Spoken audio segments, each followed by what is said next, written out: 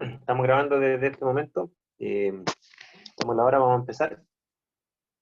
Buenas tardes a todos. Vamos a continuar con el curso. Y les recuerdo más o menos lo que estábamos viendo. Ya estamos empezando el bloque de ecosistemas. Para ver los ecosistemas lo dividimos por estratos. Y vamos a ver lo que es la hidrósfera. Lo que le puse ahí como título el agua en química ambiental, o lo mismo que sería ver el estrato de la hidrósfera, y ya habíamos alcanzado a ver algunos datos respecto al tema del agua. Y les recuerdo un poco lo que vimos, que es una cuestión más microscópica, ¿no es cierto? Que son algunas propiedades del agua que son importantes para la química ambiental.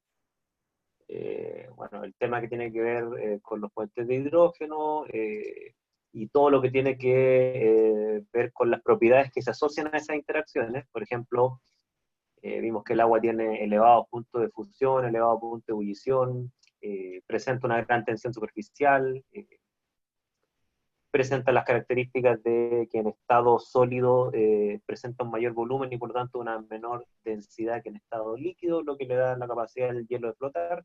Eso tiene importancia a nivel de ecosistemas, ¿no es cierto? Bueno, ahí está el tema del punto de ebullición. A pesar que el agua es una molécula bastante pequeña, tiene un punto de ebullición bastante elevado para su masa molar. Ahí está el tema de las entalpías y las capacidades caloríficas, ¿no es cierto? En estos diagramas termodinámicos. Y además unas propiedades físicas más generales, como el tema que es transparente a la radiación UV visible, es bastante transparente, ¿no es cierto? Lo que permite la fotosíntesis, disuelve oxígeno y CO2, que son los principales gases, los más importantes en términos de la química de ecosistemas acuáticos. ¿Qué otra cosa vimos más? Bueno, vimos el tema de la solubilidad de los gases, ¿no es cierto?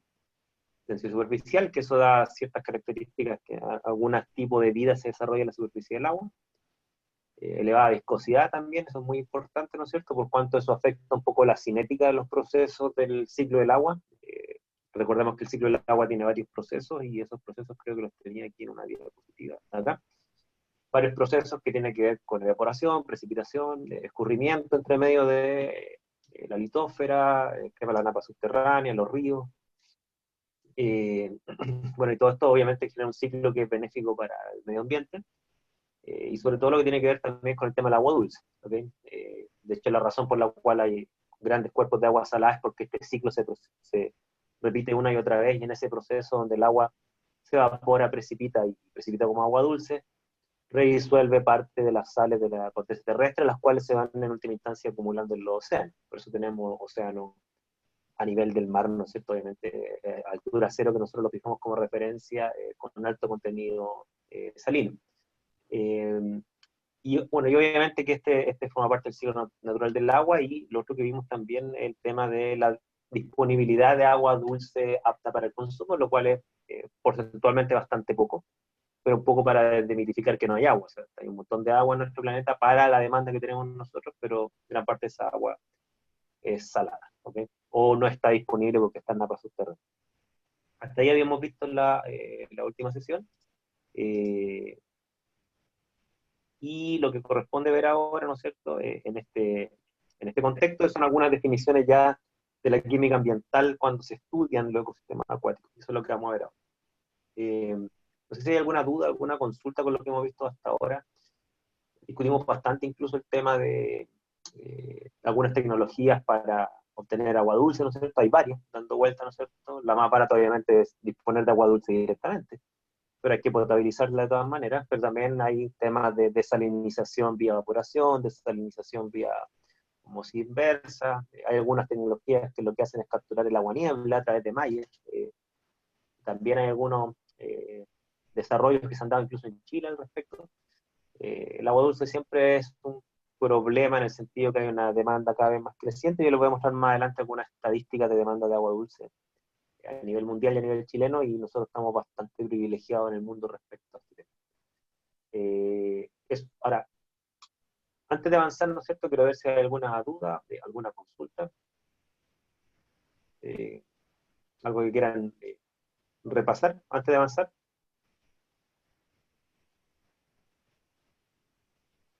¿No? ¿Todo claro? Ok. Bueno, si tienen alguna duda, me la van planteando. Bueno, hay unas definiciones que son más a unos acuerdos profesionales que se han hecho respecto a la gente que estudia el agua. Y aquí en esta diapositiva se los voy a mostrar.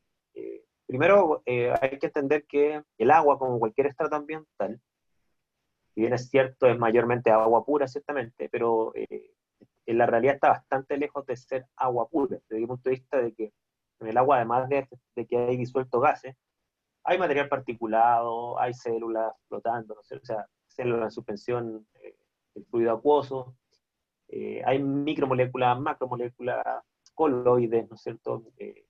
Materia orgánica, hay muchos compuestos que, a pesar que son minoritarios, tienen una importancia ambiental bien, bien grande, ¿ya? Y en términos, por así decirlo, analíticos, de química analítica me refiero, lo que se entiende por agua siempre se separa en dos fracciones. Se separa la componente disuelta respecto de la componente particulada del agua. Entendiendo que en el agua hay sólidos en suspensión, ¿ya?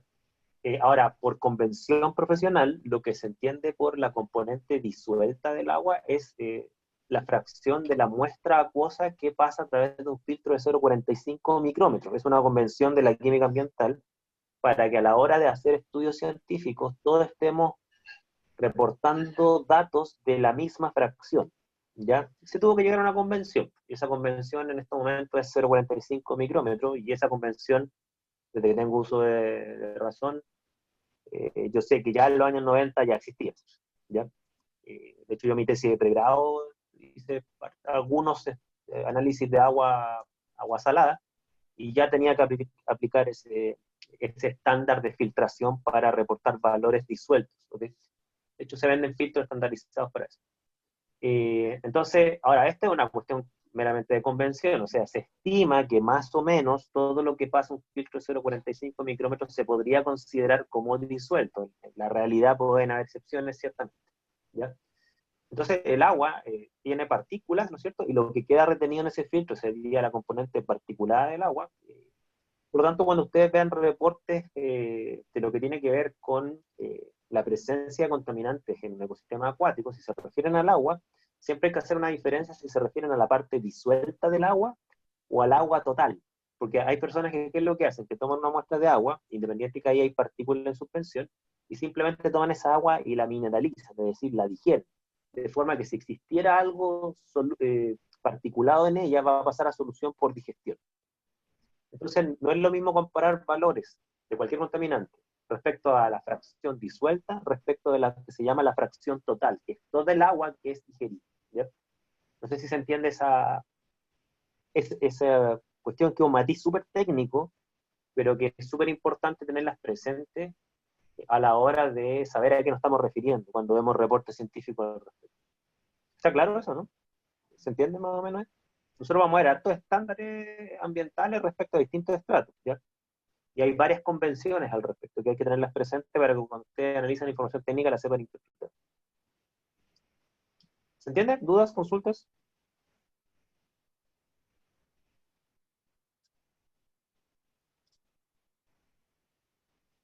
¿Sí o no?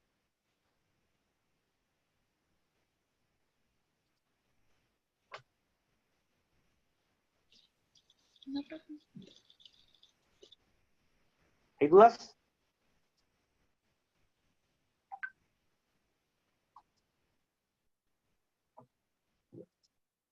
Ya, estamos claros. Bien, dicho lo anterior, entonces, claro, dentro del material particulado que pueden haber en el agua, ¿no es cierto? Claro, no hay tanto material particulado de carácter biológico, por ejemplo, células o desechos biológicos, ¿no es cierto? También hay material particulado inorgánico, mayormente coloides, partículas sedimentarias, aluminosilicatos, ¿no es cierto? Y de hecho es el material particulado el que le da turbiedad al agua. ¿Ya? Cuando ustedes ven un agua turbia, ¿no es cierto? Es decir, que no es transparente a la vista, eso es principalmente material particulado.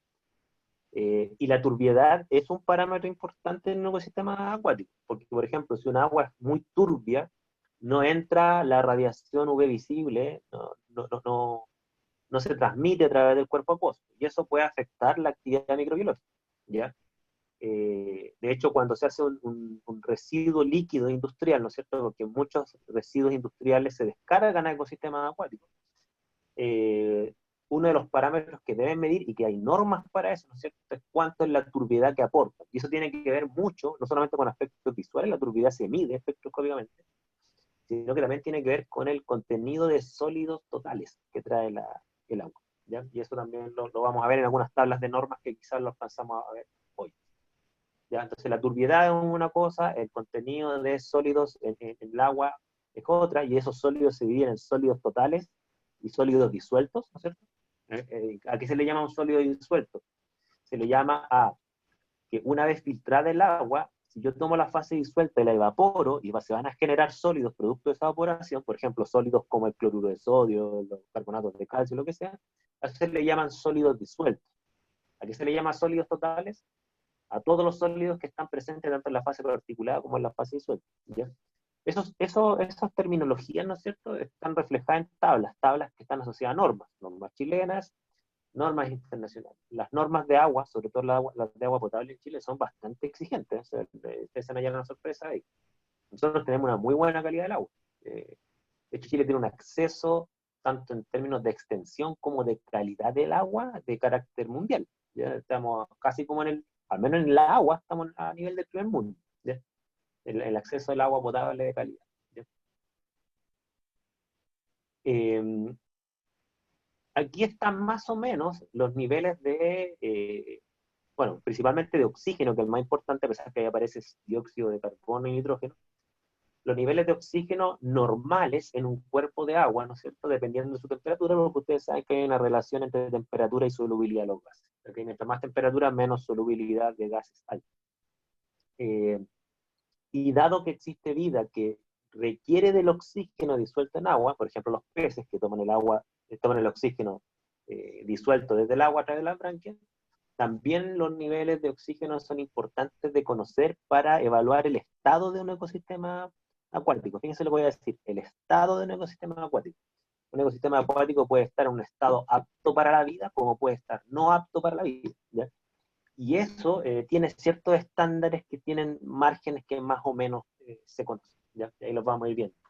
Estándares que tienen que ver con pH, oxígeno disuelto, sólidos totales, sólidos disueltos, temperatura, turbiedad, ¿qué otra cosa se habla? pH, ciertamente creo que lo nombré.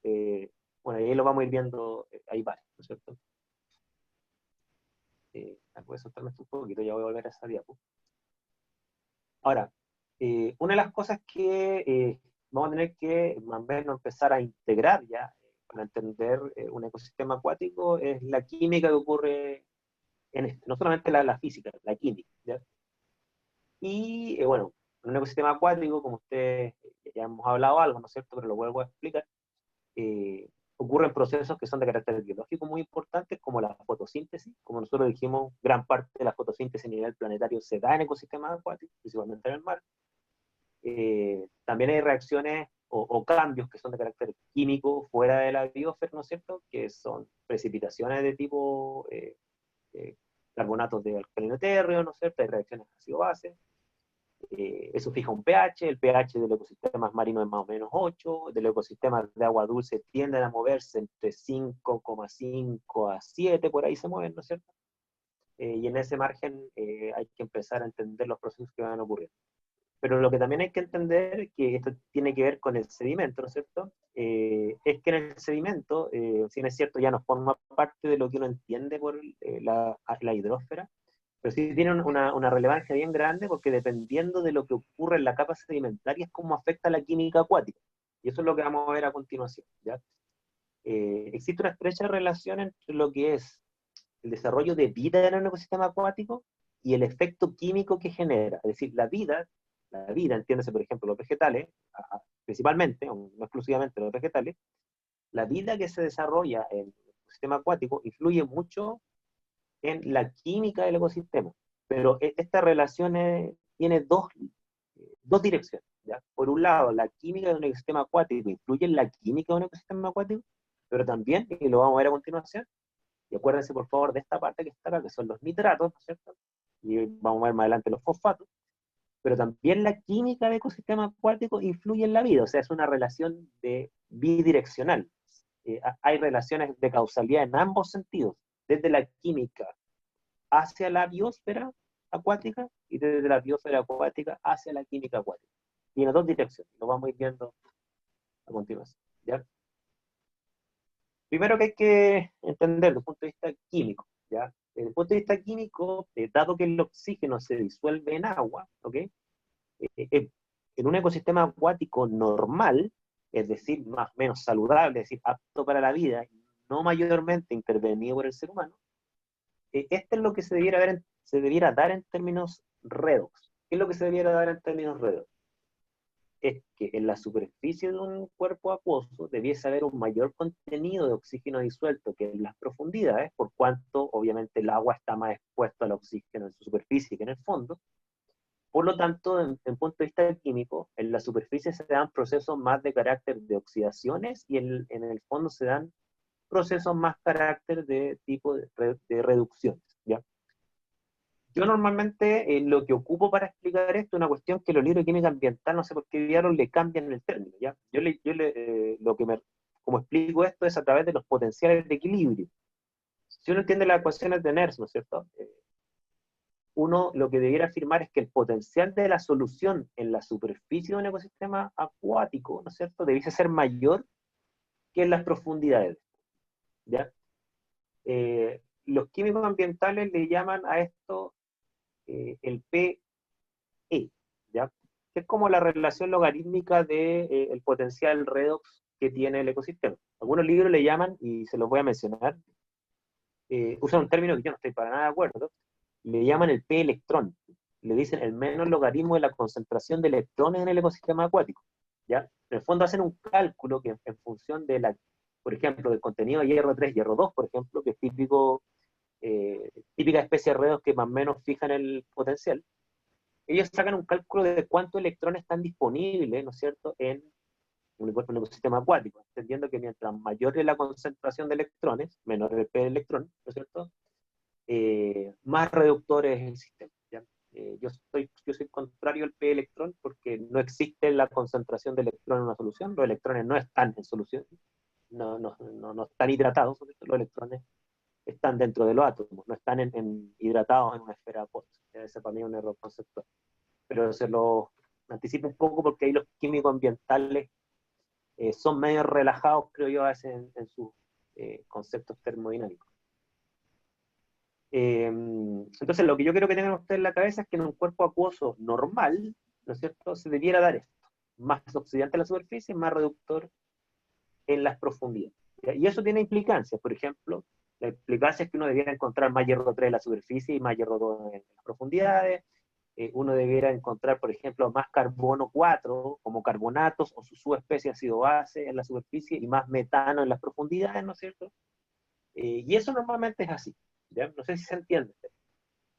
Porque el oxígeno disuelto obviamente va a ser menor en las profundidades, tiene menos contacto con la atmósfera. Obviamente con un ecosistema acuático hay movimientos convectivos, o sea, hay dinámicas donde se mueven flujos de masa de agua de las profundidades de la superficie y viceversa, por fenómenos de diferencia de temperatura. No miren esto como un vaso de agua estático, ¿ya? Pero en general se tiende a dar esa tendencia, más oxígeno disuelto en la superficie y especies más oxidadas, por lo tanto, y menos oxígeno disuelto en las profundidades y por lo tanto átomo en estado de oxidación más bajo. Ahora sí, dudas, consultas de esta parte, que es súper importante para lo que entendemos que el efecto sobre la biosfera y los seres humanos. Dudas, aquí consultas. ¿Eh? Aquí te pregunta cómo entra el oxígeno ambiental a un ambiente acuático. Entra por solubilización, o sea, el agua tiene la capacidad de disolver oxígeno, ¿ok? Que es un poco la tabla que está acá, ¿no es cierto? Voy a mostrar acá. Acá está la tabla, ¿no es cierto?, de concentraciones de oxígeno disuelto en agua en función de la temperatura.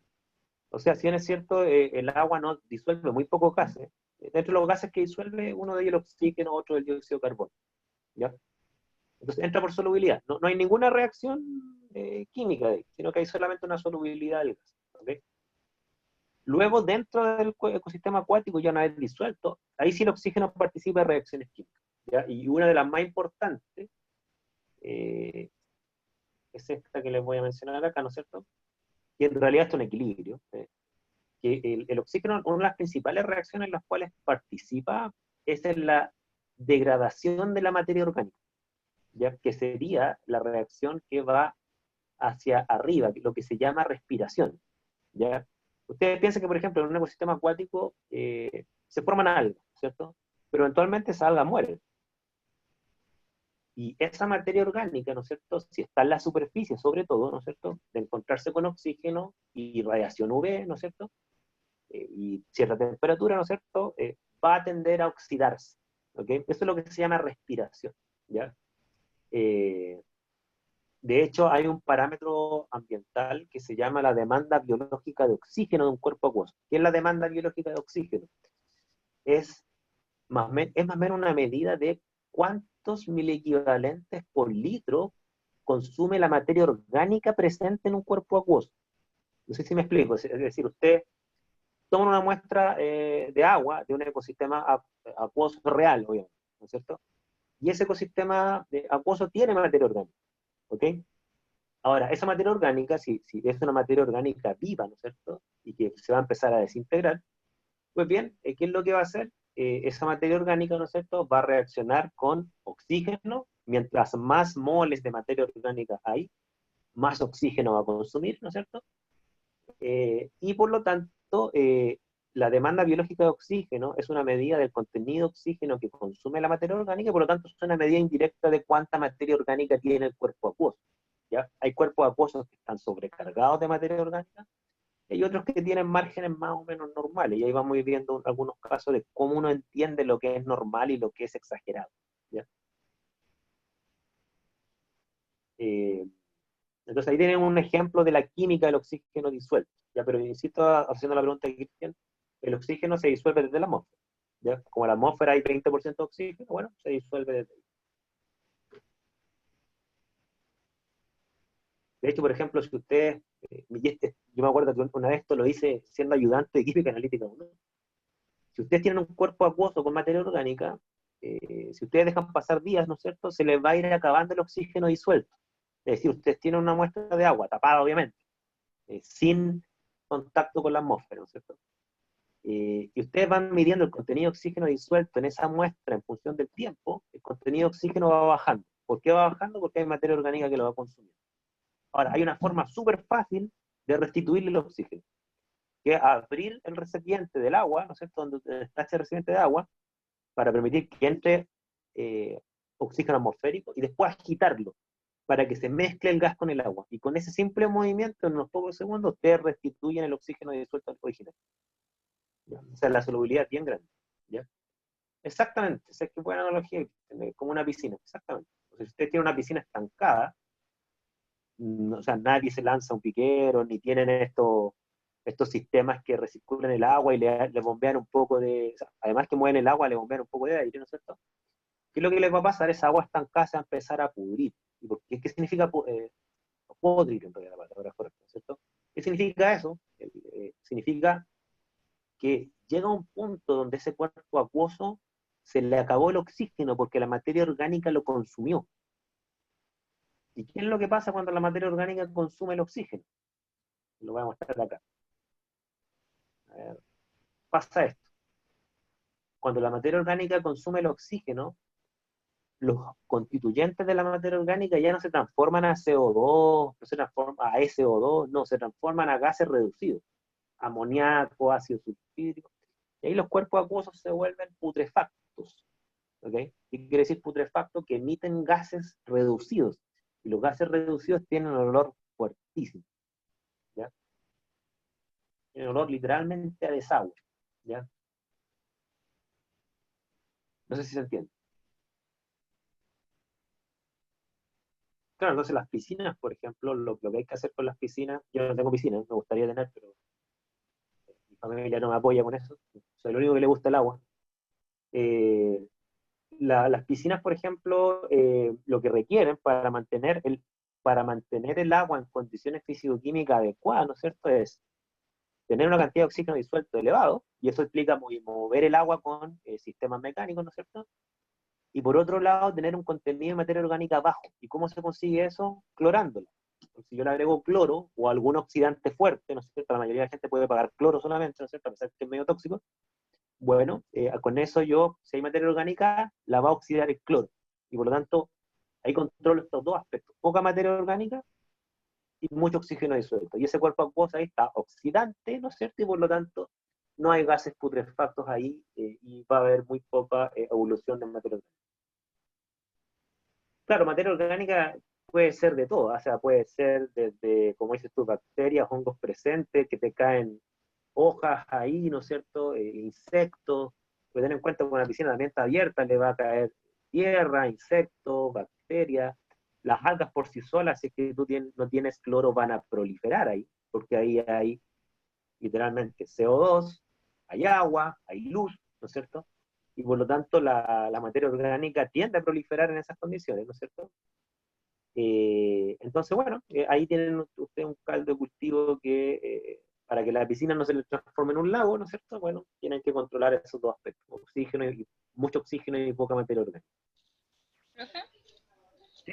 Entonces, respecto a lo que estaba comentando sobre el olor, por Ujú. ejemplo, a veces pasa que no sé si decirlo esteros, pero tienen muy poca agua y con el tiempo se empieza a sentir olor a desagüe. ¿No es necesario que pase una cañería entonces para sentir ese olor?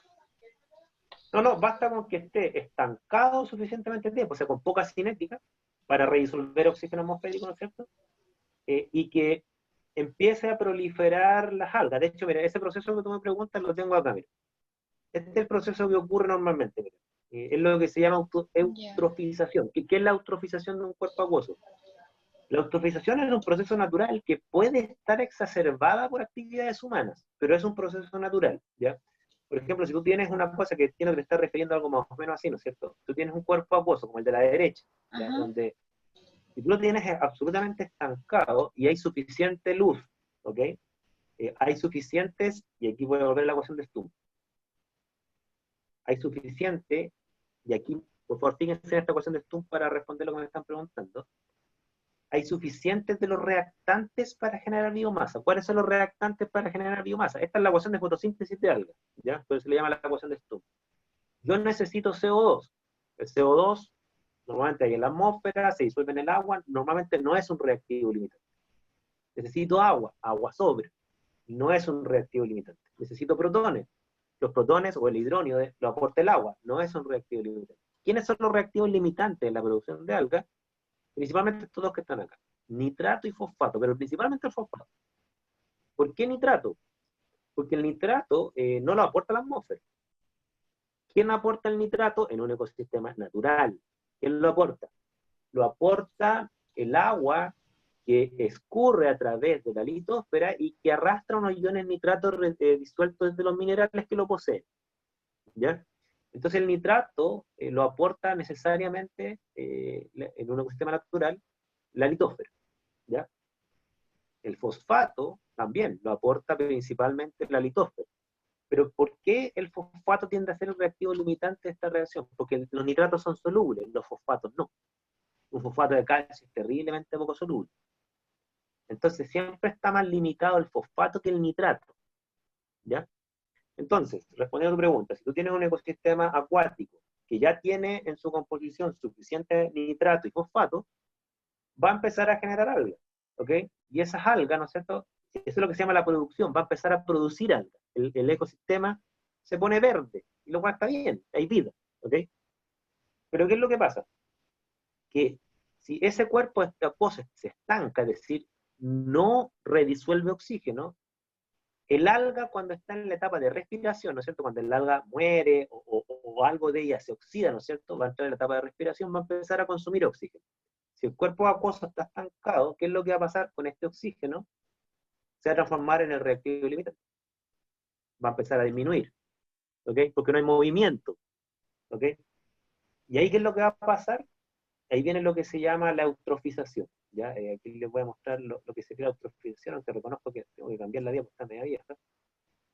La eutrofización del lago, ¿no es cierto?, sería un poco lo que aparece acá. Se estanca el cuerpo acuoso, tiene algas, no hay más oxígeno que se redisuelva por su estancamiento, por lo tanto, ¿qué es lo que va a empezar acá?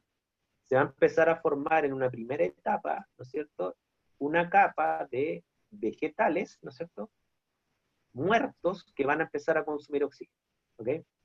Esa capa de vegetales muertos que va a empezar a consumir oxígeno, principalmente vegetales, no solo vegetales, pero principalmente vegetales, van a empezar a consumir oxígeno, ¿ya? Pero siempre va a haber oxígeno disuelto arriba, entonces en la superficie va a ser oxidado. Pero si este oxígeno comienza a disminuir, o sea, cada vez hay menos oxígeno abajo, y por lo tanto esta capa reductora va a empezar a ascender hacia la superficie, ¿no es cierto?, va a empezar a pasar lo que me preguntaban, ¿no es cierto?, de que comienza a aumentar la demanda biológica de oxígeno, porque cada vez hay más algas, ¿no es cierto? El oxígeno va a empezar a disminuir, va a empezar a proliferar las algas, no hay más oxígeno, la segunda etapa, y ya llega un punto, ¿no es cierto?, en donde el oxígeno se agotó, ¿ok? Todavía está todo verde, ¿no es cierto? El cuerpo acuoso ya no tiene oxígeno para oxidar, y por lo tanto se comienza a formar la última etapa, ¿no es cierto?, que sería la eutrofización, ¿no es cierto?, que es donde literalmente ya no hay más oxígeno y por lo tanto la materia orgánica se descompone anaerobiamente. Amoníaco y ácido sulfídrico, que son los olores más propios de la putrefacción, ¿ya? Entonces, ¿podría pasar esto naturalmente? Sí, es poco probable que pase, pero puede pasar, ¿ya? ¿Dónde este proceso se exacerba, no es cierto? Y ahí respondo al tiro lo que me preguntan por chat. Cuando lo que pasa es un episodio de contaminación. ¿Qué es un episodio de contaminación? Por aquí lo tengo, acá. Es que este proceso se vea desequilibrado en sus constituyentes naturales cuando, por ejemplo, esa agua proviene de una descarga domiciliaria o de una descarga industrial rica en nitrógeno y fósforo, ¿ya? Si esta viene de una descarga domiciliaria rica en nitrógeno y fósforo, este proceso se exacerba, ¿ok? Por eso normalmente uno asocia a los olores putrefactos a descargas domiciliarias. No tanto porque las descargas domiciliarias vengan podridas o descargas industriales, es porque aceleran el pudrimiento debido a que los reactivos limitantes, principalmente el nitrógeno y fósforo, los aportan en grandes cantidades. ¿De dónde viene el nitrógeno y particularmente el fósforo? Proviene particularmente de los detergentes. ¿Okay? Casi todos los detergentes tienen fosfatos como ablandadores de agua, porque para que se genere la espuma, esa espuma de detergente o de jabón, ¿no es cierto?, no puede haber calcio y magnesio libre. ¿Ok? Entonces, ¿qué es lo que pasa? Que todos estos detergentes, ¿no es cierto?, que son normalmente aquí benceno sulfonato, si hay calcio, literalmente pasa lo que la gente dice, se corta el detergente, ¿ya? Entonces, ¿qué es lo que le agregan? Le agregan fosfatos para precipitar los calcios y no tenerlos líquidos. Y eso obviamente aporta fósforo en los ecosistemas acuáticos. Aquí lo que dice Felipe, ¿no es cierto? También dice acá, eh, las corrientes marinas son las que distribuyen el oxígeno en el océano profundo. O sea, yo tengo entendido, yo ahí sí que no soy muy experto en ese tema, ¿no es cierto? Pero tengo entendido que una de las funciones de las corrientes marinas es distribuir oxígeno y nutrientes, ¿ya? Ahora, yo sé también que todo tiene un límite, o sea, eh, antiguamente se pensaba que en las profundidades del océano no debía haber vida porque no hay oxígeno. Sin embargo, se descubrió una cuestión súper rara de que hay algunos animales que, dado que el oxígeno es el oxidante para la producción de energía mayoritaria, ¿no es cierto?, se descubrieron algunos ecosistemas acuáticos profundos de que algunos animales se adaptaron biológicamente para obtener energía desde los volcanes submarinos. Entonces, a pesar que no hay oxígeno, igual sacan energía de ahí. Ya, bien bonita esa parte. Y Felipe me pregunta, ¿esa vegetación muerta genera metano? O sea, claro, te podría generar, porque entendamos nosotros que la materia orgánica, ¿qué es lo que tiene en su constitución mayoritaria? Carbono, nitrógeno, azufre, ¿no es cierto? Y claro, el carbono reducido es metano, el nitrógeno reducido es amoníaco, y el azufre reducido es ácido sulfídrico. Entonces, ¿se puede generar metano? Sí, sí. De hecho, esa es la explicación por qué hay metano en el fondo del mar. Nosotros vimos en el ciclo del carbono de que donde más hay carbono es en los fondos del océano, como carbonato y como metano, ¿ya? Y el metano proviene de la descomposición anaerobia de la materia orgánica, claro, exactamente. Pero los olores putrefactos son principalmente, porque el metano no tiene olor en estricto rigor, ¿ya? Los olores putrefactos son de compuestos azufrados y nitrogenados, principalmente amoníaco y ácido sulfídrico. Una vez pasó una cosa que afortunadamente la resolvieron, ¿eh? En el estero de Viña, la desembocadura del estero de Viña, ¿no es cierto? Antiguamente, estoy hablando de principios de los años 90, ese estero estaba putrefacto, o sea, el olor era asqueroso, ¿ya? Sobre todo ya la desembocadura misma, ¿no es cierto? Entonces, ¿qué es lo que hicieron? En esa época hicieron un proyecto para tratar de desodorizar el estero de Viña, ya porque ya pasar por el puente Casino por ahí era insoportable. Y obviamente que eso también traía problemas en el turismo y todo el cuento. Y dentro de las cosas que yo vi que hicieron, porque justo en esa época yo recién había entrado a la universidad, entonces yo pasaba por el bus por ahí casi todos los días, las primeras cosas que hicieron ahí, y tenía cierta lógica, ¿no es cierto?, que era aumentar el contenido de oxígeno disuelto en ese cuerpo acuoso que tenía muy poco oxígeno, ¿no es cierto? La primera cosa que hicieron ahí es poner un bote, como una lancha en realidad, que circulaba muchas horas al día, entonces había un tipo circulando en medio de todos estos gases putrefactos para mover el agua y redisolver oxígeno, ¿ya? Claro, tenía lógica, ¿no es cierto? Pero al parecer el estero tenía tanta materia orgánica y en realidad no había ningún movimiento acuoso que pudiera, digamos, restituir el potencial redox de ese cuerpo acuoso. Y finalmente lo que hicieron, y tengo entendido que todavía sigue así, pusieron al lado un estanque de ozono. Entonces a ese estero le empezaron a burbujear ozono, un oxidante terriblemente fuerte. Y fíjense que con ese estanque solucionaron el problema, al menos yo dejé de sentir olores tan fuertes como los que se sentían en principios de los 90. Yo no sé si todavía existe ese estanque, si ustedes pasan por ahí, miren, el estanque está ahí, de hecho me acuerdo hasta la marca, era Aga, ¿ya? Un estanque gigante, ¿no es cierto?, que la mayoría de la gente no sabía para qué era, y claro, yo cuando vi era ozono, y era para precisamente desodorizar el estero. Más dudas, consultas. Entonces, claro, ustedes se pueden imaginar que si un cuerpo acuoso pierde oxígeno, no hay peces, se mueren los peces, ¿ya? Entonces, claro, un cuerpo acuoso apto para la vida debe tener oxígeno disuelto, ¿ok? Claro, sí, bueno, el río Mapocho entiendo yo, claro, sí. Bueno, el río Mapocho siempre ha tenido una cantidad de descargas domiciliarias gigantes, ¿cierto? Y claro, todo lo que es los procesos de tratamiento de aguas, ¿no es cierto?, para volver, por ejemplo, un ecosistema más saludable, una de las cosas más macro que atacan es bajarle la materia orgánica y aumentar el oxígeno, ¿ya? Claro, entonces cuando en un ecosistema acuático uno ve peces, donde antes no había peces, ahí es un indicativo directo de que recuperó su oxígeno disuelto, ¿ya? Y yo la última vez que pasé por ahí en Viña, me acuerdo yo, más cerca del estero, más cerca de la desembocadura, perdón, yo vi peces. Y antes que no había peces, nada sobrevivía, ¿ya? Eh, entonces, como yo les decía, si un ecosistema acuático, por razones naturales, pero principalmente antropogénicas, por lo que les decía yo, ¿no es cierto?, se desequilibra en lo que es materia orgánica, mucha materia orgánica, con la consecuente disminución del oxígeno disuelto, ahí la cadena trófica y el ecosistema, ¿no es cierto?, deja de ser apto para el aire. ¿Hay carpas ahí? No sé, yo vi unos peces chiquititos, eso es lo que nosotros le llamábamos pirigüines, de esos que decantan en rans. Carpas, no sé, ver carpa ahí ya sería increíble.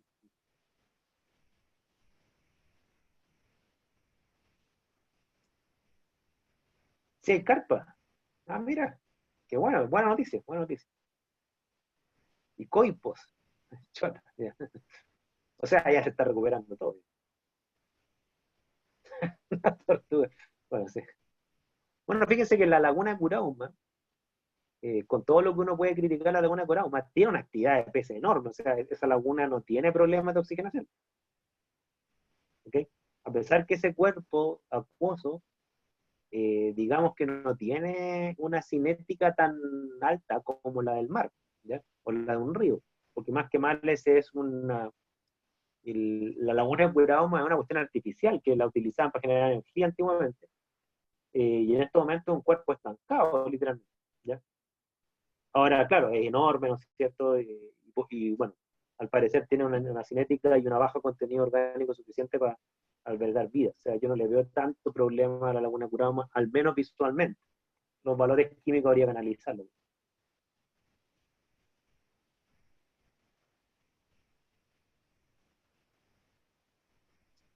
Fuente Quillota. Bueno, ahí ustedes sean buenos observadores, ¿no es cierto? Y vean los cuerpos acuosos que tienen más acceso a ustedes, ¿no es cierto? Los de Viña, la de Cuiraoma, si es que van por ahí. Yo el de Cuiraoma lo conozco entero, no solamente porque trabajo ahí, sino que también he ido a dar una vuelta en bicicleta por ahí, por la zona, ¿no es cierto? Me di la vuelta entera a la laguna y, no, pues, o sea, está ni un olor, se ven peces en todos lados, está bien saludable. Eh, claro, entonces los cuerpos acuosos normalmente tienen como estos tres estados, ¿ya? Tiene un estado inicial, ¿no es cierto? Donde la materia orgánica está más desplazada hacia la respiración, es decir, a lo que se le llama la oxidación de la materia orgánica, o sea, es un cuerpo acuoso que tiene mucho oxígeno disuelto, poca materia orgánica, y por lo tanto la materia orgánica que vive una vez que muere se desintegra y se oxida. Ese sería como el estado inicial, ¿no es cierto?, que se le llama el lago o el cuerpo acuoso oligótrofo, eh, que es un cuerpo con bajo contenido de materia orgánica, ¿ya? Está más o menos el equilibrio, ¿no es cierto? El estado de equilibrio en donde lo que es producción y respiración, o sea, producción de biomasa, ¿no? Es decir, pasar de CO2 y agua a hidrato carbono, o la respiración está más o menos equilibrada, pero cuando empieza la eutrofización, empieza cuando esto se va más por el lado de la respiración, es decir, hay mucha materia orgánica, mucho consumo de oxígeno disuelto, ¿no es cierto? Eh, por lo tanto, se comienza a consumir más oxígeno del que se disuelve y por lo tanto empieza a eutrofizarse el cuerpo acuoso y eso pasa normalmente en cuerpos estancados, lagos, ¿ya? Lagos. Y claro, como yo les decía, ¿quién desequilibra esto, no es cierto? Porque la ecuación de Sturm tiene estos parámetros donde el fósforo y el nitrógeno son los reactivos limitantes.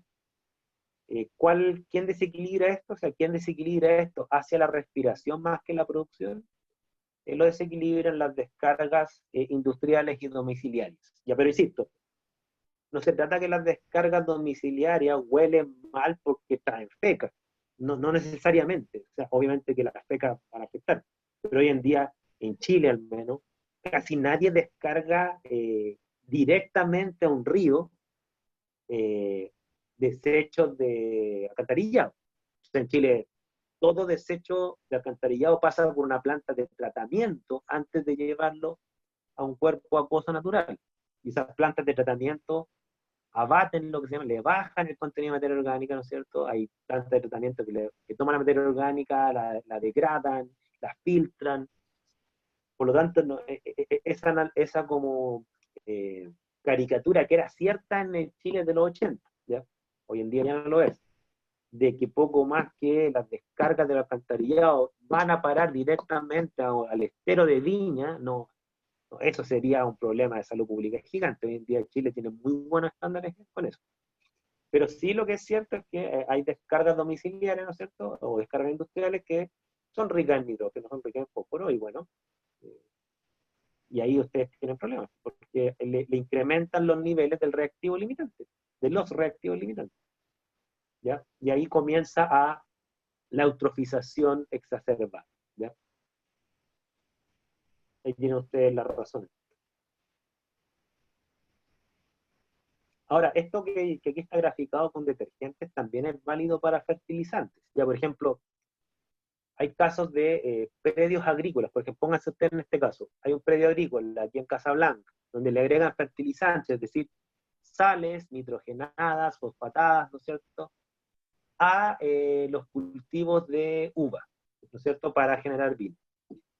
Uno dice, bueno, pero está lejos de cualquier cuerpo acuoso. Uno dice, sí es cierto, pero después viene un riego, y en ese riego, ¿no es cierto?, ¿qué es lo que va a pasar? Se van a disolver parte de esas sales, o sea, el percolado del agua, producto de una lluvia, por ejemplo, que, que percola a través de esos cultivos va a tener un mayor contenido de nitrógeno y fósforo porque tenían fertilizantes. Este percolado va a ir a las aguas subterráneas.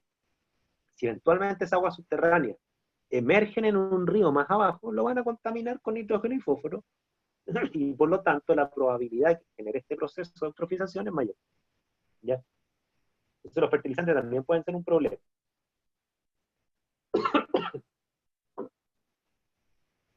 Aquí dice, en Zapallar hay casonas del borde costero que van directamente al mar solo con un filtro de sol. Claro, ahí hay un problema, ¿no es cierto?, o sea, hay un problema ahí de fiscalización. ¿Ya? Yo, por ejemplo, les pongo un caso. Yo tengo, bueno, no yo, digamos, no solamente yo, sino que con mi núcleo familiar, que incluye a mi suegro, mi cuñado, ¿no es cierto?, entre todos nos compramos nosotros una casa en el campo, ya, en Quebrar Alvarado, que queda en el Muy. ¿Okay? Nosotros ya no tenemos alcantarilla. Pero ¿qué es lo que nosotros tenemos que hacer para cumplir con las normas sanitarias? Hay un sistema donde, si bien es cierto, dentro del hogar existen lavamanos, taza de baño y todo lo que ustedes se imaginen, ¿no es cierto? Las descargas de esta casa van a parar a una fosa impermeabilizada.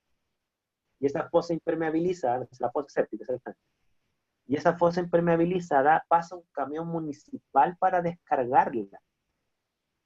¿Ok? O sea, no va a parar a un río. Y tiene que venir la municipalidad y uno tiene que pagar ciertas cuestiones, ¿no es cierto?, a la municipalidad para que se lleven. Eso es lo que se debiera hacer, o sea, la descarga directa a un cuerpo acuoso simplemente filtrando, y qué se hace con lo que se filtra ahí, vayan a saber, ¿no es cierto?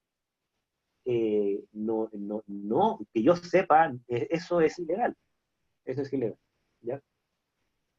Donde yo sé que hay un problema bien grande de descarga domiciliaria en el, ¿cómo se llama este lago que queda en Puerto Vara? No recuerdo muy bien. Hay un lago bien grande que queda en Puerto Vara. Y ahí la cantidad de materia orgánica es gigante. Y ahí ya se están sintiendo ya los primeros olores putrefactos de un lago que es enorme. ¿Ya? ¿No es el Yankee o ese? Me estoy perdiendo la geografía. O sea, yo no me acuerdo muy bien de los nombres, a pesar que he ido 3 veces para allá. Pero es justo el lago que queda al lado de los casinos. ¿Ya? Y ese lago es enorme. ¿Ya? Es enorme. Pero en esa zona ya se están sintiendo los primeros olores. Yo me acuerdo cuando estuve allá, hicieron análisis químico y tenían una cantidad de materia orgánica gigante. Gigante. Entonces ya estaban con el problema de las fiscalizaciones, ¿no es cierto? ¿Qué está pasando? Y todo el cuento. En el caso, por ejemplo, de lo que es el estero de Viña, ¿no es cierto? Y las aguas domiciliarias que provenían de la quinta región, lo que se hizo en el gobierno de Frey, tengo entendido, fue que, bueno, además de que las descargas van a parar a una planta de tratamiento de PAL, después esa planta de tratamiento tiene que descargar el agua igual, pero el agua tratada, o sea, tiene un contenido de materia orgánica bajo. Pero a pesar de que ese contenido de materia orgánica viene abajo, lo que se hizo es que el tubo de descarga del agua tratada, no era un agua que directamente va a parar al mar, ¿no es cierto? El tubo tiene, si mi memoria no me falla, algo así como 13 kilómetros mar adentro. Entonces, ¿qué es lo que hacen? Que, si bien es cierto, las descargas domiciliarias igual tratadas, igual vienen con un alto contenido de materia orgánica, no es que vengan con los mismos naturales, ¿no? Pero se descarga bien mar adentro para que también funcione el efecto de la dilución. Ya, porque si lo descargan ahí, así como a 3 metros de la costa, obviamente que dejaría un desastre químico ambiental gigante, sería, no podría ni meter los pies. ¿Ya? De hecho, me acuerdo muy Profe, bien porque en esa época, el alcalde de Viña en esa época hizo una estupidez, así como para mostrar que ese tubo era muy bueno y que ya las playas de Viña estaban descontaminadas según él. No hizo nada mejor que ir con un vaso y tomó agua de mar así, frente a toda la prensa. Como que el agua de mar fuese potable. Ridículo, ¿ya? Pero bueno, profe, ¿sí? no sé si sabe algo sobre, es que hemos ido a caminar por el otro lado de la laguna, por ¿Ya? no donde está el que está más bonito y todo, y hay alcantarillados demasiado cerca de donde está la laguna. No sé si ha pasado alguna vez por ahí, y en verdad se sienten algunos O malos sea, olores, pero es en esa parte específica. Yo hace como 3 o 4 años atrás, fui a darme una vuelta en bici con... Yo no soy de Curama, yo soy de Quilpué. Pero como justo con el... ¿Te conocen a Jan Berman? ¿De Al profesor Jan de Berman, el química de orgánica? Sí, el de profe química de orgánica. química orgánica. Bueno, Jan vive allá y Jan comparte una afición, la misma afición que yo, que nos gusta andar en bici, ¿ya? Entonces una vez yo le dije ya, no, oye, Jan, vamos a dar una vuelta a Curama que yo no conozco por toda esa zona. Y nos dimos una vuelta entera, ¿ya? Estoy hablando de que esto fue hace como 3 o 4 años atrás. Nos dimos una vuelta entera en bici, íbamos en un grupo, y en esa época yo no sentí nada. Ahora, no me extrañaría, ¿no es cierto?, que nos falta el que se tenga que comprar una casa ahí y que descarga directamente al río, o perdón, a la laguna, para no hacer la inversión de hacer una fosa impermeabilizada y pagarle un camión municipal que se lo lleve. ¿Y qué es el problema? ¿Ya? Ahora, es cierto que los cuerpos acuosos tienen una capacidad para degradar materia orgánica, ¿ok? Pero no es la idea, pues la idea es que sea materia orgánica la que está naturalmente y no la que sale de un alcantarillado, porque si después todos hacen lo mismo, van a matar al lago, así es. ¿Ya? Matar al lago me refiero a, le van a consumir el oxígeno y van a morir los peces. Y va a ponerse putrefacto y hasta ahí nomás le llegó su casa bonita, va a tener que irse. ¿Ya? Pero bueno, a veces los seres humanos somos bien raros. Más dudas, consultas. El caso el más trágico que yo no conozco directamente, afortunadamente, y no iría para allá ni que me paguen, es lo que pasa en el río Ganges en India. Ya que India es sobre todo la zona céntrica que no es Delhi, tengo entendido, eh, son grandes ciudades y bueno, India tiene un montón de gente. Es decir, de hecho, se proyecta que India como en 30 años más va a tener más gente que China. ¿Ya? Eh, claro, en ese río es que tiran de todo, no solamente tiran los cuerpos muertos por razones religiosas, sino que ahí tiran de todo, ¿no es cierto? Y el problema que tiene esa ciudad es que no tiene alcantarillado.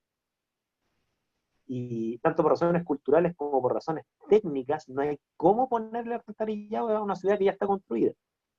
¿Okay? Porque es muy difícil ponerle alcantarillado a una ciudad que ya está hecha. O sea, habría que levantar toda la ciudad y después bajarla, una cosa por el estilo. ¿Ya?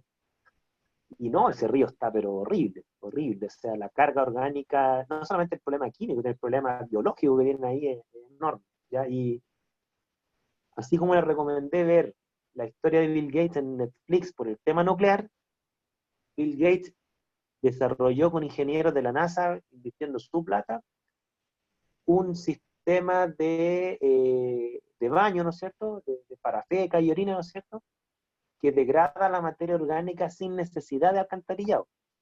Y se basó un poco en cómo lo hacen los cohetes de la NASA. Por eso contrató a un ingeniero de la NASA. Y los tenía funcionando en India. De hecho, los mostraba funcionando. Era bien interesante porque tenían un sistema de deshidratación, ¿no es cierto?, para dejar toda la materia orgánica seca. ¿Para qué la secaba? Por un lado, para sacar agua, porque el agua potable y pura, ¿no es cierto?, es un recurso que también es bien escaso en India. Además, esa materia orgánica sólida la combustionaba. Y me decía, ¿y para qué? Para generar energía. ¿Para qué? Para deshidratar. O sea, era un sistema que se autosustentaba con la propia energía que generaba la combustión de la materia orgánica y así no generaban desechos orgánicos. Entonces era genial, Profe, era genial. ¿Sí? creo, tengo entendido que no con Bill Gates, que vienen, no sé si en India o no recuerdo en qué parte exactamente, se ¿Mm? usan ciertos procesos en donde se usa el agua, en donde hay pescados, y Uh-huh. esa agua sirve para, a su vez, para el cultivo. Es como medio complejo el proceso, no sé si algo sabe. O sea, tú dices que a ver si te entendí bien, lo que pasa es que dado que eh, los procesos de movimiento de agua reoxigenan, ¿no es cierto?, a veces se ocupan la misma biota, ¿no es cierto?, para degradar materia orgánica. Ya, por ejemplo, hay algunas bacterias que degradan materia orgánica. ¿Ya? Eh, Ahora, en el caso que te refieres tú, ¿a qué te refieres? Te refieres a que se toma agua de ecosistemas donde hay peces, ¿no es cierto?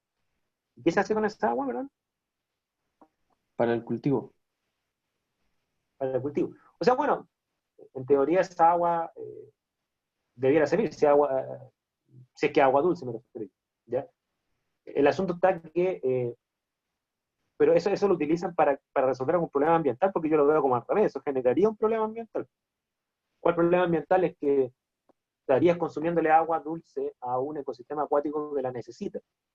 No creo que no era necesariamente de que la sacaban directamente de, por ejemplo, un lago, sino que disponían agua y ponían los pescados. No es que lo sacaran directamente. ¿Y los peces qué función cumplían ahí entonces? Es que eso es lo que no entiendo. No, O sea, puede ser que los peces coman materia orgánica, coman alga, una cuestión así por el estilo, puede ser una posibilidad, ¿ya? O sea, yo sé que existen como unas propuestas que tratan de aprovechar como los mismos ciclos biológicos para controlar la materia orgánica, ¿ya? Ahora, lo que sí no he visto ninguno funcional, así como que realmente resuelva un problema. En el caso que yo vi en el de Bill Gates, esos inodoros que funcionan mediante la deshidratación y combustión de la materia orgánica, cuya energía de combustión se utiliza para el mismo proceso de deshidratación, con un proceso cíclico y circular maravilloso, ¿no es cierto? En ese reportaje lo mostraban funcionando, no era un prototipo. No era como la planta nuclear, que era un prototipo. Estos prototipos funcionaban. Y el único problema que tenía Bill Gates en ese caso era que él ahora estaba resolviendo el problema de los costos de producción, porque cada inodoro salía algo así como $2.000, $3.000, que era impagable para la gente india. Y él quería transformarlo en un inodoro de algo así como era algo así como menos de $100. Ese era como el objetivo, es ahora producirlo barato, ¿ya? Y se veía la gente de India, porque lo instalaron allá, ¿no es cierto? Y la gente de India que iba al baño, sacaba de agua ahí mismo, los desechos después eran cenizas, ¿ok? Entonces, obviamente que eso le bajaba la carga orgánica al río, ¿no es cierto? Que antes esos desechos iban directamente al río, enormemente, enormemente. No, a mí ese reportaje de Bill Gates me impresionó. Yo, para mí Bill Gates era el tipo de Microsoft y listo. Y no, yo no tenía idea que el tipo tenía una fundación que invertía en muchas cosas. Y algunas de ellas eran científicas muy, muy buenas. ¿Ya? Ceniza discriminada a Ganges. No, las cenizas pueden ser buenos fertilizantes, porque si las cenizas ya sería la materia orgánica oxidada. Y la materia orgánica oxidada son nitratos, por ejemplo. Los nitratos son, pero absolutamente necesarios para darle fertilidad a los cultivos terrestres. No sé si ustedes, bueno, vamos a hablar cuando hablamos de química de suelo, vamos a ver más esto, pero váyanse a comprar un saco de fertilizante, 5 kilos, búsquenlo cuánto vale, y ahí van a ver que sería muy mala idea tirar la ceniza, ya están tirando plata. No estoy hablando de tierra de hoja, estoy hablando de fertilizante, las sales, esas cuestiones son carísimas, carísimas, ¿ya? Yo lo sé porque yo trabajé en SQM, que es la industria más grande de fertilizantes del mundo, ¿ya? Bien, a ver, saltame un poquito. Eso respecto a los parámetros del agua. Parámetros generales, es decir, ya tenemos parámetros que son, insisto, demanda biológica de oxígeno, contenido de oxígeno disuelto, tenemos el tema de la turbiedad, la temperatura, el pH y varios parámetros. Y miren, para que antes que se me acabe la hora, déjenme mostrarles una tabla. Voy a saltarme esta diapo, disculpen.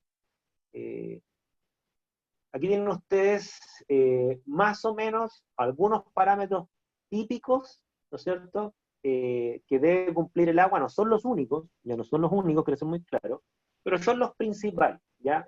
Yo lo sé muy bien porque, por ejemplo, cuando construyen estas tablas, en el caso de Chile, lo que hacen para ir actualizando es que hacen una consulta nacional a la gente que más o menos trabaja en este tema. Y a mí me ha llegado 2 veces esa consulta. O sea, a mí, entre muchas otras personas, obviamente, no crean que yo soy especial en ese momento. Le mandan a toda la gente que se dedica como a temas ambientales una tabla que uno la responde voluntariamente. Y le dicen, y a uno le dicen, marque los parámetros más importantes que usted considera para un agua de calidad para este tipo de uso. Y aquí está, por ejemplo, algunos de los parámetros más importantes para aguas destinadas a la vida acuática, ¿ya? Y aquí aparece, por ejemplo, oxígeno disuelto. Como mínimo debiera tener, perdón, 5 ppm, como mínimo, ¿ya? O sea, si tiene menos que eso, normalmente puede deberse a un elevado contenido de materia orgánica, ¿ya? Ahora, ¿cómo se mide el oxígeno disuelto? Bueno, hay sensores de oxígeno, son electroion selectivos que lo miden directamente. ¿Ya? pH también, alcalinidad, cuántos miligramos de carbonato de calcio tiene. Porque de ahí depende un poco de la capacidad tamponante que tiene esa solución. Turbiedad, ¿no es cierto? Obviamente el agua no puede ser turbia, tiene estos límites hasta donde esto se puede aguantar. Temperatura, aunque ustedes quizás no lo ven como tan grave, pero una descarga, ya sea domiciliaria o industrial, que desequilibre la temperatura de un ecosistema acuático, deja un desastre ambiental, yo creo que más grande que todos los parámetros anteriores, ¿ya? Porque afecta a los gases disueltos, afecta a la solubilidad de las sales, si es que la materia orgánica resiste y no se cuece o se congela, ¿no es cierto? Porque depende de la diferencia. Entonces también hay parámetros de temperatura, color, sólidos flotantes visibles, sólidos sedimentables, petróleo, etc. ¿Ya? Sobre todo en algas, exactamente. Sobre todo en algas. Y claro, obviamente que todo esto tiene que estar más o menos controlado. Aquí en esta tabla hay un parámetro que no aparece, pero yo sé que existe y que en casi todas las normas de agua de cualquier tipo se mide, ¿no es cierto?, que es lo que yo le llamaba la demanda biológica de oxígeno, ¿ya? Porque una cosa es el oxígeno disuelto y otra cosa es cuánto de oxígeno demanda el agua para el proceso de respiración, que es lo que le mencioné anteriormente, es la materia orgánica que se degrada y consume oxígeno en ese proceso. Eso también se mide y tiene parámetros, ¿ya? Y aquí les estoy mencionando algunos porque parte de una tarea parcial que les voy a dar en ecosistemas acuáticos tiene que ver con esto, con encontrar algunos parámetros y compararlos con algunos reportes medidos, ¿no es cierto?, respecto a parámetros físico-químicos que le den sustentabilidad a un cuerpo acuoso en química ambiental. ¿Ya? Aquí yo les muestro algunos para seguir más o menos el discurso de la discusión.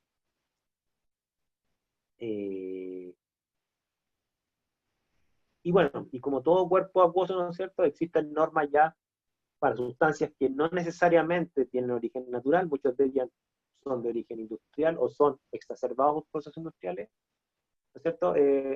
También hay parámetros, ¿no es cierto?, que fíjense ustedes, aquí lo marco de esta forma, que ustedes se hagan una idea de más o menos cómo se construyen las normas. Obviamente a nadie le gustaría que exista, por ejemplo, cianuro en el agua, ¿ok? Pero, dado que el cianuro, además que es natural, también tiene aportes industriales, ¿no es cierto?, se establecen normas entendiendo que la gente o los seres vivos tenemos tolerancia a las sustancias, ¿ya? O sea, por mucho que digan que el cianuro es tóxico, nosotros tenemos tolerancia al cianuro, ¿ya? Recuerden que las almendras tienen cianuro, ¿ya? Entonces, dado que nosotros tenemos tolerancia al cianuro, ¿cómo se establecen más o menos algunas normas? Se aplican ciertos factores de seguridad respecto de parámetros toxicológicos. Por ejemplo, nosotros vimos en el curso la dosis letal media. ¿Se acuerdan que era la dosis a la cual muere o sobrevive el 50% de seres vivos en una prueba? Es un valor de concentración, que normalmente se hacen con ratón, aunque aquí en el ecosistema acuático a veces se hacen parámetros con organismos acuáticos, ¿ya? Pues bien, ¿cómo se construyen las normas? Normalmente esa dosis, que es letal para el organismo, para ciertos organismos, ¿no es cierto?, la norma se construye aplicándole un factor de seguridad. Por ejemplo, en el caso de los pesticidas, se aplica 1/7 de lo que es la dosis letal. ¿Ok? Entonces, si tomamos la dosis letal, supongamos que fuese 10, ¿no es cierto? Entonces, si fuese 10, se le aplica un factor de seguridad, 1/7, o sea, se divide por 100 literalmente, pasaría a ser entonces la norma 0,1. No sé si me explico, ¿ya? Normalmente las normas, cuando se puede, se construyen así. Se toman los parámetros donde hay efectos biológicos no deseados, muertes o enfermedades, y se le aplica un factor de seguridad, ¿ya? Y ahí queda la norma. ¿Estamos? Ahora, eso no siempre se puede hacer, o no siempre se quiere hacer, como quieran verlo, ¿ya? Pero en general eso sería como lo óptimo, ¿ya? Entonces hay normas de agua donde se le aplican para algunos, lo que se llaman metales pesados, elementos traza, compuestos orgánicos, ¿no es cierto? Presencia de alguna sustancia no deseada, se le aplican una cierta norma, entendiendo que es imposible aspirar a que no estén presentes, pero por lo menos se puede tolerar su presencia hasta cierto límite. Me devuelvo, disculpe. Entonces vamos a ver también el tema de las normas de agua, ¿ya? Normas de agua en distintas sustancias, ¿no es cierto? Y vamos a ir comparando de cómo se van dando en algunos casos ambientales, se van superando estas normas o se van respetando, ¿ya? Eh, Ahora sí. Dudas, consultas. ¿Alguna duda, alguna consulta, algo que quieran repasar? ¿Tiene más o menos claridad entonces de más o menos lo que se mide, lo que se estima o las propiedades con las cuales el agua se considera como saludable, apta o ambientalmente adecuada, ¿no es cierto? Por ahí se mueven esos parámetros. Insisto, todo parámetro es reduccionista, es decir, lo más probable es que hay más parámetros importantes, pero estos son los parámetros que son demostradamente relevantes, que se pueden medir y se pueden controlar. ¿Ya? Obviamente que pueden haber un montón de otras cosas que podrían afectar esto y no están consideradas. ¿Ya? Profe, ¿Sí? pero esos parámetros son como más exigentes, no sé si decir más exigentes, pero se cumplen más que los otros parámetros que vimos, por ejemplo, para la atmósfera, o más respetados, Mira, creo que es la palabra. es que claro, ahí lo que te voy a decir es una opinión mía, ¿eh? Porque quizás tú hagas con otra persona que se dedica a lo mismo que yo y a lo mejor no va a opinar igual que yo. Yo creo, en base a los datos que he visto y las conversaciones que he tenido con gente que trabaja en estos temas, que cuando un país puede, ya sea porque tiene la tecnología o tiene la calidad del recurso suficiente, ¿no es cierto?, aplica parámetros exigentes. Chile es muy exigente en el agua. Por ejemplo, la norma de arsénico en agua en Chile es la de la OMS. ¿Ok? Pero también hay que reconocer que Chile tiene un recurso acuático muy bueno. O sea, Chile tiene, sobre todo en el sur, mucha agua y de muy buena calidad. ¿Ya? Y además que Chile, por razones que desconozco, ¿no es cierto?, el desarrollo que ha tenido en términos de alcantarillado, de plantas de tratamiento de agua, es un país que en el contexto sudamericano es un ejemplo. De hecho, miren, métanse ustedes a la página, la que yo siempre les he recomendado, Nuestro Mundo en Datos, ¿ok? Y ahí aparece el acceso a agua de calidad, separado por años. Y Chile, incluso en la época más pobre de Chile que yo conocí, que fue en el siglo 80, me imagino que antes era más pobre aún, ¿no es cierto?, ya tenía buen estándar de agua, ¿ya? Entonces, claro, respondiendo a tu pregunta, Chile, las normas que he visto de agua son bastante exigentes, tanto para riego como para agua potable, como aguas recreacionales, son bastante exigentes, ¿ya? Yo no he visto eso en los parámetros atmosféricos, vamos a ver química atmosférica especialmente, y les voy a mostrar las comparaciones. Yo no he visto lo mismo a nivel de química atmosférica. Chile no tiene buenos estándares de exigencia de química atmosférica. Ahora, ¿por qué se da en el agua y no se da en la atmósfera? Yo creo porque Chile no tiene ni los recursos monetarios ni la tecnología suficiente para aplicar normas exigentes. Yo creo que esto no es un tema político, entendiendo que la política pesa, pues yo creo que ni aunque venga aquí el mejor político del mundo va a poder hacer algo mejor, mucho mejor, digamos, que lo que tenemos actualmente. Y las normas atmosféricas que hay hoy en día no son de primer mundo, ¿ok? No son de primer mundo, pero de que han mejorado muchísimo. O sea, las normas de atmósfera que había en los años 90 eran mucho más permisivas que ahora. ¿Ya? O sea, ustedes, sobre todo la gente de Santiago, viven una atmósfera muchísimo más limpia que la atmósfera del principio de los 90. Entonces también lo vamos a ir viendo. ¿Ya? Entonces yo creo que pasa por ahí. Yo creo que tenemos una buena agua y tenemos muy buen acceso al agua. ¿Ya? De hecho, fíjense, este es un dato que le iba a entregar. Casi todo el mundo tiene problemas de deficiencia de agua. O sea, cuando uno hace un cálculo de cuántas personas hay, cuánta agua demanda cada persona y cuánto recurso, disponibilidad de agua hay en esa zona, ¿no es cierto? Se hacen balances, ¿ya? Y, por ejemplo, aquí, y ahí creo que también responde en parte a la pregunta que me están haciendo, cuando uno ve los balances de agua, ¿no es cierto?, en Chile, ya, claro, obviamente que hay déficit de agua en el norte y en parte de la quinta región, que estamos entrando en sequía. Pero ustedes se van al sur, fíjense, el balance no solamente es positivo, es enormemente positivo.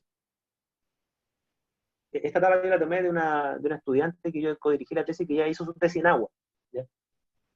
Y a mí me llamó la atención, un dato de su tesis decía algo así como que Chile es como uno de los puntos donde el balance positivo en agua es el mejor del mundo. O sea, hay muy poca gente para mucha agua, en el fondo. Y agua, estamos hablando de agua de calidad, el agua del sur, una agua de muy buena calidad. ¿Ya? Entonces, yo creo que pasa por ahí. Eso, dudas, consultas, comentarios.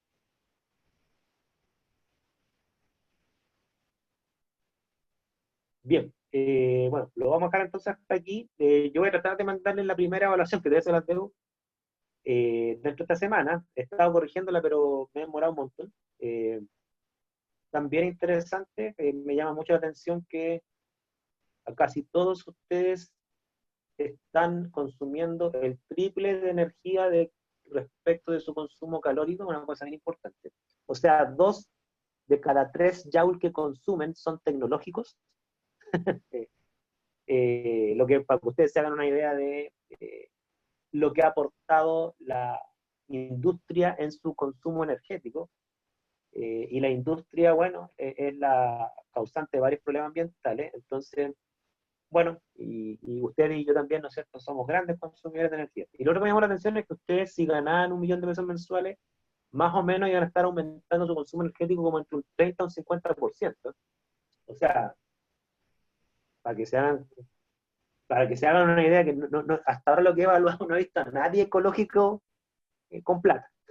Cualquier persona con plata parece que deja de ser ecológico. Bueno, una broma en todo caso, pero denle una vuelta, ¿ya? Calidad de vida versus ambiente. Profe, Eso, lo dejamos hasta aquí. ¿Sí? ¿va a subir los PPTs que faltan? Porque creo que mandó el primero, el segundo, y después ¿Ya? no mandó el resto de los PPT. ¿Los podría Si mandar? les debo meter, me dicen, ya, porque a mí a veces se me olvidan. Ya. Yo lo subo todo lo que ustedes quieran. No, no hay nada secreto. Ya, creo que Ya, falta el segundo en adelante. el segundo en adelante, no subió ni una cuestión. Ya, voy a echar una mirada qué es lo que subí y qué es lo que no. Voy a subirlo al aula, porque en el aula yo he ido subiendo todo y ahí voy a darme cuenta qué es lo que no subí. ¿Ya? Y Ya, cualquier PPT que no haya subido lo voy a subir.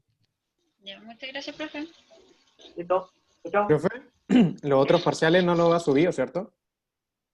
No, si no le he mandado ninguno. O Ah, sea, ya. yo le he subido 3 parciales, Ujú. pero no les he mandado corregidos los parciales. Eso es. Ah, ya. O sea, todos los parciales están subidos al aula, pero no le he mandado corregido ninguno. ¿Ya? Y el parcial 3, no recuerdo qué fecha le había dado, pero mire, mientras me la manden de aquí al lunes que viene, no hay ningún problema. Para el lunes 5.